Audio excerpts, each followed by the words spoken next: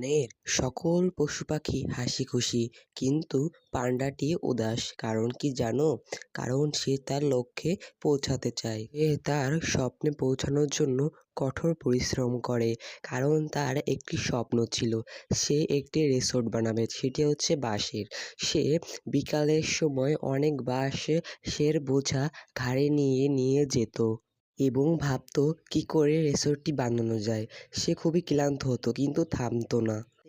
মোমবাতির আলোয় সে নকশা আঁকতো এবং পড়াশোনা করত কিভাবে রিসোর্টটির আকার অনুসরণ করা যায়।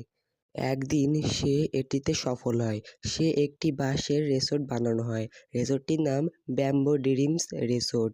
তার এই রিসোর্টে অনেক পশু পাখি আসে, বন মেতে যায়। এরকম ভালো পান্ডা সকল কিছুই করতে পারে। এটি থেকে আমরা বুঝতে পারি কর্ম কখনো বিফলে যায় না। কর্ম করলে তার সফলতা হবে 100 বারই। লাইক সাবস্ক্রাইব করুন।